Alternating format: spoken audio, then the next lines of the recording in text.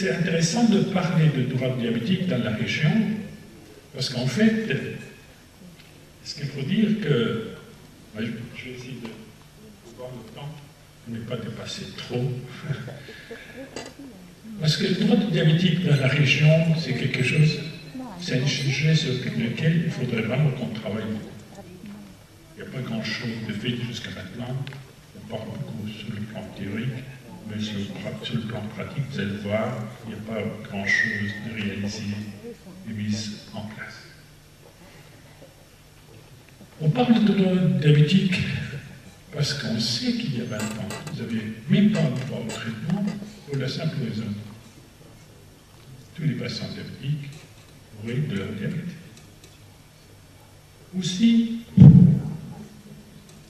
faut dire que la part de cette maladie est importante. Elle touche aussi bien les gens riches que pauvres. Et ce sont les gens pauvres qui souffrent le plus. De même, les soins reçus, comme on l'a vu, se varient d'un pays à l'autre, même dans notre région, devenus très variables, mais également dans la même société, d'un niveau social à l'autre. Et ça, cette différence est plus importante dans les pays en voie de développement que dans les pays. Et donc, c'est très important de voir un patient qui vit avec un diabète, une personne qui vit avec un diabète. Il souffre sur plusieurs plans, sur le plan de santé, psychologique, économique, social, familial, et même professionnel. Et c'est très variable d'une culture à l'autre, d'une civilisation à l'autre, d'un système sanitaire et économique à l'autre. On voit que, par exemple, pour mettre tout ça à l'ordre, il y a eu deux choses, comme disait le professeur Pierre Lefebvre, la décision de l'ONU sur le diabète, reconnue comme maladie mondiale, touche la santé de l'homme partout et affecte les économies et qu'il fallait faire quelque chose. Et en plus, il y a eu cette charte de la Fédération internationale. C'est une référence. En fait, cette charte, c'est la référence pour tout le monde pour travailler dessus. C'est mettre en place un système qu'il fallait essayer, je ne dirais pas de suivre à la lettre, mais d'adopter comme principe pour élaborer localement des systèmes applicables selon nous, notre situation. Et en fait, quand on regarde ce qui se passe dans notre région, en ce qui concerne le droit aux soins, qui est le droit numéro 1 pour un diabétique dans le monde entier, on dit déjà pour commencer, le droit au diagnostic n'est pas atteint, parce qu'il y a plus que 46% de diabétiques non diagnostiqués dans le monde. Et encore, je suis sûr qu'il y en a plus dans les pays en voie de développement, et en particulier dans notre région. Donc il y a un grand effort à faire là, et je pense que les campagnes de diagnostic du diabète sont mal faites, pas assez faites à ce point, et je pense qu'il faut les encourager. On parle aussi d'accès équitable et aussi à tout le monde, en fait, indépendamment de l'âge, de race, et puis de lieu de séjour, etc., etc. Mais dans notre région, on va voir qu'il y a une telle différence de qualité de soins fournis, que ce soit dans un pays de la région très riche, je prends les pays du Golfe, dans d'autres pays où c'est moins riche, je prends par exemple l'Afghanistan, le Pakistan, et dans certains pays en cas de détresse, comme c'est le cas pour je dirais le Soudan, la Somalie, le Soudan, et puis le Yémen, et bien entendu la Syrie.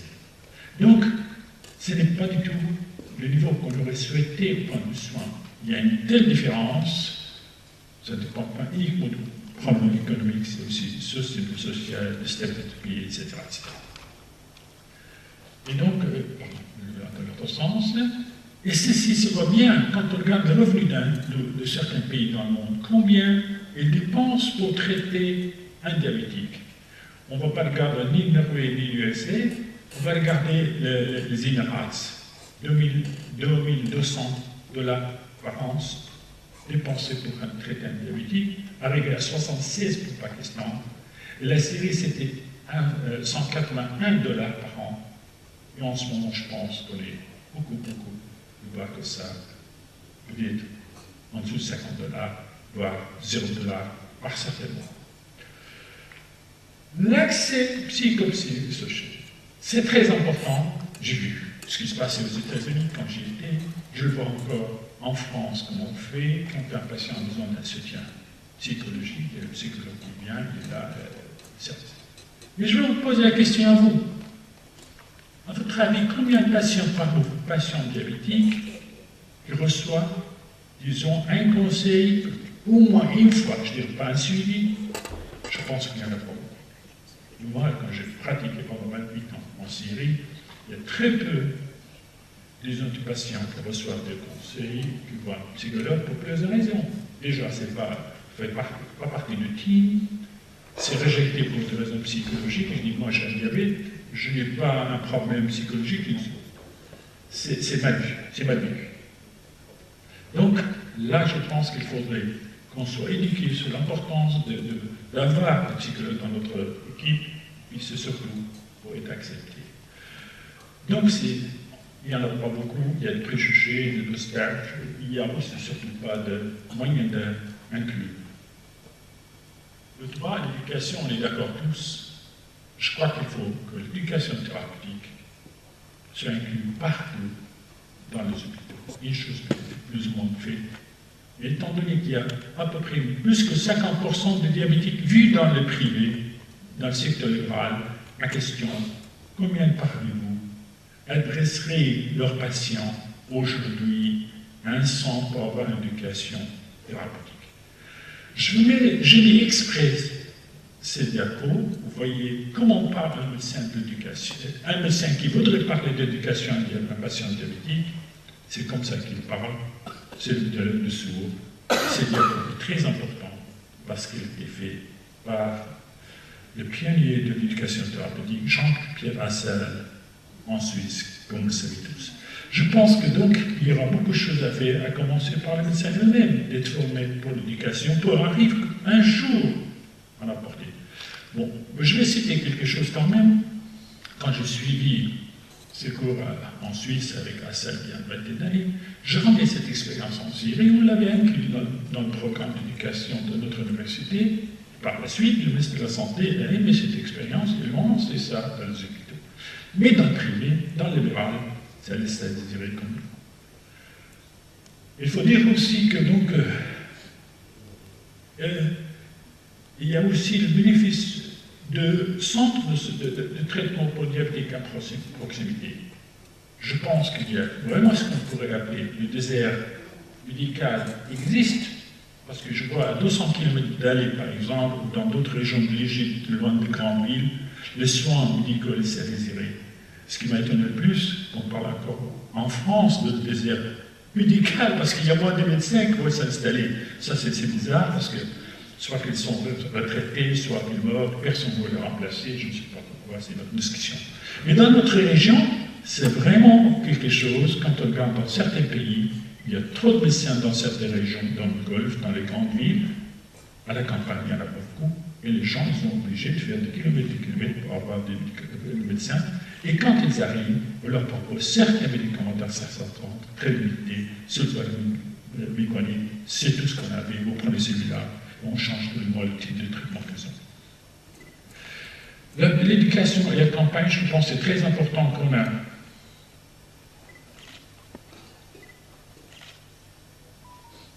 qu'on a donc accès à cette histoire de campagne. Il faut utiliser tous les médias possibles qu'on a. Et je pense, c'est en coordonnant nos efforts ensemble, comme IGO, c'est l'organisation non gouvernementale, pour essayer d'accéder et de permettre aux patients d'en arriver à ce droit d'éducation. Le droit de l'éducation, c'est aussi important que le droit à avoir un traitement. Ce n'est pas une faveur qu'on fait aux patients. C'est vraiment inclus dans nos devoirs de traitement aux patients diabétiques. Ce n'est pas parce que vous avez pas le temps que votre salle d'attente est pleine, ça vous donne le droit d'oublier l'éducation. Réfléchissez à ça. Moi, j'ai pu, à un moment donné, sortir de cet engrenage. Salle d'attente pleine, je ne peux pas faire d'éducation. Ce n'est pas à vous de le faire. Il faut construire une équipe qui est capable de gérer ça. Un médecin éducateur, en général, c'est un mauvais éducateur quand il faut faire ça. En général. Accès aux soins d'autres qualités, oui, d'accord, mais surtout pour la grossesse, avant et pendant et après la grossesse. Diabète gestationnel, très fréquent, et diabète mal diagnostiqué pendant la grossesse, aussi très fréquent. La transition se fait mal entre l'adolescence et l'âge adulte pour beaucoup de patients de type 1. Je pense que ce n'est pas considéré dans notre région du tout, et il y a un effort à faire à ce niveau-là. Et puis surtout, écouter, entendre la voix des gens qui sont, si vous voulez, il ne faut pas parler, n'ont pas le temps d'exprimer au moyen d'exprimer. Mais alors, une chose qui est très importante, et je pense qu'il faut insister, c'est qu'en 2011, encore nos patients, nous diabétiques, souffrent de la discrimination. Souffrent de la discrimination en plus dans notre région. Ça va avec une culture, une civilisation, un niveau de développement, un niveau de vie, etc. Et j'aime ces papiers qu'avait écrit notre président, le président ancien de la Fédération internationale de diabète, donc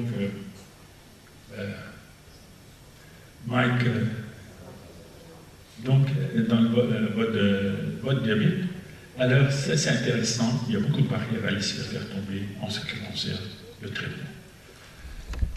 Et je pense, si ça vient de l'ADA, c'est pour vous dire que la discrimination existe, même dans les pays plus développés, comme les États-Unis. Et encore plus, on va le sentir plus avec l'arrivée d'un nouveau président. Je ne sais pas quoi, aux États-Unis. Mais la souffrance et la discrimination, c'est de survivre. Dans notre région aussi, encore plus. Au travail. Combien de patients ont vu refuser leur travail parce qu'ils étaient diabétiques? Combien? À l'école, l'enfant n'a pas osé parce qu'il a honte de déclarer qu'il a un diabète. Parce que c'est mal reçu. L'éducation dans l'école, le diabète, c'est mal vécu, c'est péjoratif, donc on le cache. La police qui ne veut pas donner de médicaments à la personne qui est en prison, laisse sans traitement. Et c'est très important aussi dans le journée de la vie de tous les jours. C'est très important d'essayer de minimiser, supprimer, éliminer cette discrimination. Cette discrimination affecte beaucoup sur le plan psychologique de nos patients. Écoutez-les, vous allez en voir des histoires. Bien sûr, parler de tout ça, ça paraît, si vous voulez, quelque chose de cité. Ce sont les problèmes tous les jours. Quand vous réfléchissez, vous rentrez chez vous, vous allez voir qu'en pratiquant la médecine, en voyant des patients avec des diabète tous les jours, tout ce problème-là existe. Et c'est tellement ensemble d'essayer de le résoudre. Moi, je vais parler d'une chose qui m'est toujours restée sur le cœur. J'ai traité beaucoup de patients diabétiques type 1. Et ce qui m'a surpris à chaque jeune fois qu'il y a une jeune fille qui s'approche de mariage. C'est le fiancé qui me téléphone. Il me dit, écoutez, elle est diabétique, est-ce que je peux marier avec elle? Est-ce qu'elle est capable d'avoir d'enfants? Est-ce qu'on va vivre une vie normale? Vous vous rendez compte? Ça, quand la jeune fille a osé dire à sa fiancée qu'elle est diabétique, d'autres cas l'ont caché. Ça prouve qu'on a encore, je dirais, c'est développé tout au moins un point de vue diabétique. Disons, soin pour le diabétique. La misconception pour le mariage est énorme. Donc, en fait, très souvent, la fille qui est un diabète, les jours que le sait, elle dit, voilà, mon avenir, c'est terminé, je ne peux plus me marier. Et ça, vous le savez, vous le sentez tous les jours. Et je fais un effort pour réunir les deux, etc., et se faire expliquer un peu ce que c'est, je pense que c'est à nous de le faire. Mais, le problème qui touche le plus aujourd'hui, c'est de parler aussi de certains patients diabétiques qui vivent leur détresse, une vraie détresse. Je ne parlerai pas aujourd'hui des autres régions, je vais parler uniquement d'autres régions, qui est la région MENA. Il y a au moins 6 à 7 régions de conflit, en commençant par l'Afghanistan, l'Irak, la Syrie, Yémen, donc aussi il y a le Soudan,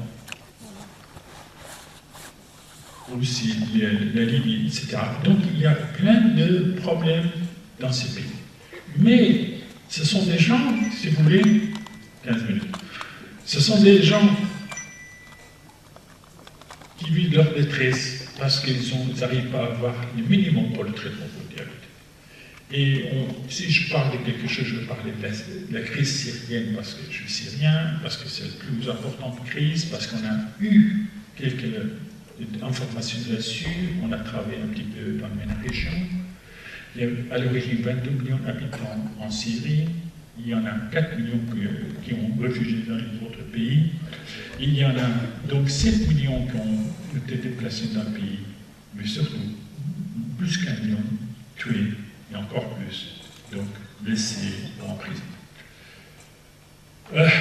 Donc avec ces réfugiés dans différents pays, il y a une souffrance continue, aussi bien sur le plan, disons, de vie tous les jours que sur le plan diabétique. Et les gens le plus souffrent, le plus, c'est pas en Turquie, parce que la Turquie a quand même l'avantage de couvrir tous ces problèmes. Et puis, je vais conclure. Et puis, donc, pour dire qu'ils ont une situation très criticale, et voilà ce que ça donne la Syrie comme situation.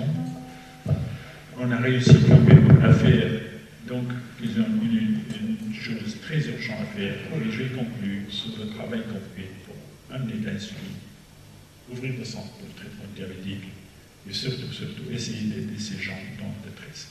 Donc, il y a beaucoup de choses à faire en ce qui concerne ça. Et pour conclure, bien sûr, il faut essayer de réussir ce rôle, d'essayer de conserver et préserver et faire attention aux droits des personnes avec le diabète à la région. Et je vous remercie pour